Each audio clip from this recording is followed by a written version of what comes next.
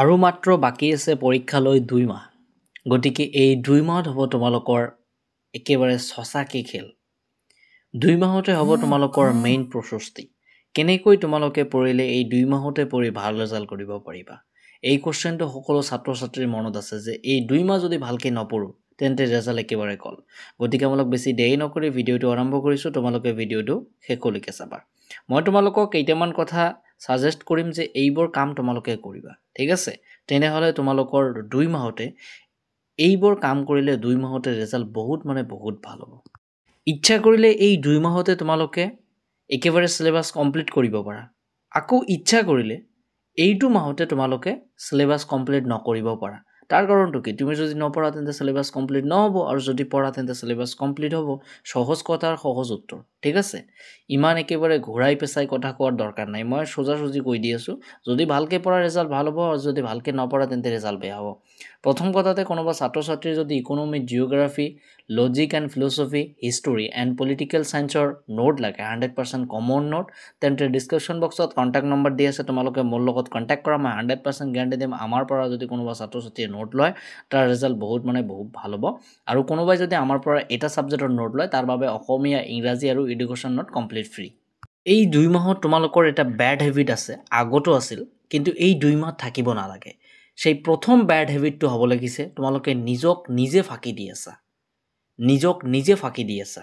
যিহেতু এতিয়া ঠাণ্ডাৰ দিন বা ৱেডাৰটো অলপমান বেয়া, মানে ঠাণ্ডাৰ দিন, গতিকে তোমালোকে ৰাতিপুৱা কি কোৱা যে মই ৰাতি পঢ়িম, ৰাতিপুৱা কোৱা যে মই আবেলি পঢ়িম বা ৰাতি পঢ়িম। ৰাতিপুৱা হোৱাৰ লগে লগে আকৌ তোমাক ঠাণ্ডা লাগে, গতিকে তুমি কি কোৱা মই ৰাতিপুৱা পঢ়িম। গতিকে এনেকৈ নিজকে ফাঁকি দি আছা যে আজি নপঢ়োঁ কালি পঢ়িম, কালি নপঢ়োঁ পৰহি পঢ়োঁ। আৰু এটা কথা মনত ৰাখিবা, কালি কেতিয়াও নাহে। কালি বুলি যে কিবা এটা আছে সেইটো কেতিয়াও নাহে। সকলো সময়ত বৰ্তমানটো চিন্তা কৰিবা। ভৱিষ্যতত কি হ'ব নহ'ব সেইটো ভৱিষ্যতে জানে, কোনেও নাজানে। ঠিক আছে? ভৱিষ্যতেহে জানে, কিন্তু কোনেও ক'ব নোৱাৰিব যে অহাকালি কি হ'ব বা অহাকালি 12 বজাত তুমি থাকিবা নে নাই সেইটোও গেৰাণ্টি নাই। মোৰে গেৰাণ্টি নাই অহাকালি মই ভিডিঅ' বনাব পাৰিম নে নাই। যোৱাকালি যে মই ভিডিঅ' বনাইছোঁ তাত মই ক'ব পাৰিছিলোঁহেঁতেন যে আজি মই এই ভিডিঅ'টো শ্বুট কৰি আছোঁ। ময়ো নিজেও নাজানো, গতিকে কোনেও নাজানে। গতিকে নিজক নিজে ফাঁকি দিয়া হেবিটটো বন্ধ কৰা। যদি নিজক নিজে ফাঁকি দিয়া হেবিটটো বন্ধ কৰা then you are successful person. গতিকে তোমালোকে ভালকৈ পঢ়া আৰু এই 2 মাহত কেতিয়াও নিজকে দুৰ্বল বুলি নাভাবিবা যে মই এই কামটো কৰিব নোৱাৰিম বা এই অসমীয়াৰ কিতাপখন দেখাই মই কৈ আছোঁ, অসমীয়াৰ কিতাপখন তোমালোকে একেবাৰে সমাধান কৰিব নোৱাৰিবা। এই ভুলটো বা এই থিংকিংটো কেতিয়াও মনত নানিবা যে মোৰ দ্বাৰা ইংৰাজী নহয় আৰু ইংৰাজী বাদ দিওঁ। আৰু কেতিয়াও এই ভুলবিলাক নকৰিবা যে মই সেইটো নোৱাৰিম, মই ইংৰাজী ছাবজেক্টত ফেইল কৰিম। ফেইলৰ চিন্তা নানিবা।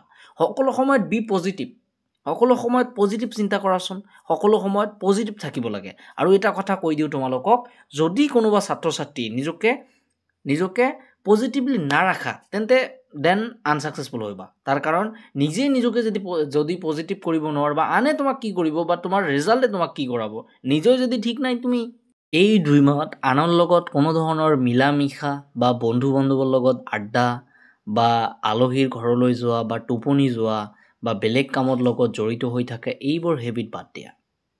যদি ৰিজাল্ট ভাল হয় বহুত সেইবোৰ সময় পাবা বা পৰীক্ষাৰ পিছত তোমালোকে 3 মাহ সময় পাবা। 3 মাহ যা কৰাৰ ইচ্ছা আছে কৰি ল'বা। কিন্তু দেন আই ৰিকুৱেষ্ট ইউ এই 2 মাহ, এই লাষ্ট 2 মাহ এই আনৰ লগত ফুৰা এইবোৰ কাম নকৰিবা।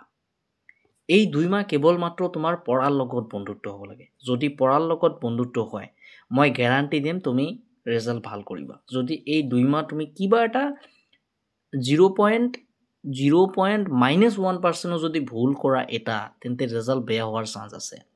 আৰু 100%ৰ ভিতৰত 100 তুমি সকলোবোৰ পজিটিভ কাম কৰি যোৱা। মাইনাছ পইণ্ট যাতে এটাও নাহে তোমাৰ। গতিকে তোমাৰ সকলোবোৰ প্লাছ পইণ্ট লাগে। আজি জেদ ল'বা যে মই অসমীয়া আজি কমপ্লিট কৰিম। আৰু এই সময়টোত তোমালোকে ৰিভাইজ যোৱাৰ চেষ্টা কৰা। এই সময়টোত কেতিয়াও মুখস্থ বিদ্যাক লৈ নাথাকিবা। এই সময়টোত তোমালোকে ৰিভাইজ যোৱাৰ চেষ্টা কৰা আৰু যিবোৰ হৈছে সেইবোৰ ৰিভাইজ দিয়া আৰু যিবোৰ হোৱা নাই, যিবোৰ কুৱেশ্যন আনচাৰ তোমালোকৰ হোৱা নাই সেইবিলাক নিজৰ হিচাপে বুজাব চেষ্টা কৰা।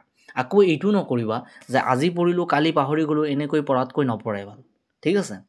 গতিকে তোমালোকে এই সময়খিনিত নিজে নিজকে ফাঁকি দিয়া অভ্যাসটো বন্ধ কৰা আৰু কোনোবা এটা কুৱেশ্যনৰ এনচাৰ নিজৰ হিচাপত বুজাবলৈ চেষ্টা কৰা যে এনেকৈ আছে, গতিকে মই এক্সামত এনেকৈ লিখিম। আকৌ ওলোটাকৈ নিলিখিবা। ওলোটাকৈ লিখিলে আৰু তোমালোকৰ মাৰ্কবোৰ কাটা যাব। গতিকে ছাত্ৰ ছাত্ৰীসকল, আজিৰ ভিডিঅ'টো ইয়াতে। মই আশা কৰোঁ সমূহ ছাত্ৰ ছাত্ৰীৰ ৰিজাল্ট যাতে নিজৰ মনৰ মতন হয়। সকলোৰে মা দেউতা যেনেকুৱা আশা কৰি আছে যে মোৰ ল'ৰা বা মোৰ ছোৱালীৰ ৰিজাল্টটো এনেকুৱা হ'ব, মই আশা কৰিম সকলো গাৰ্জিয়ানৰ যাতে মনৰ আশাটো পূৰ্ণ হয়। মোৰ সকলো ছাত্ৰ ছাত্ৰীলৈ মনৰ পৰা আশীৰ্বাদ থাকিল, সকলো ৰিজাল্ট বহুত ভালেই হ'ব।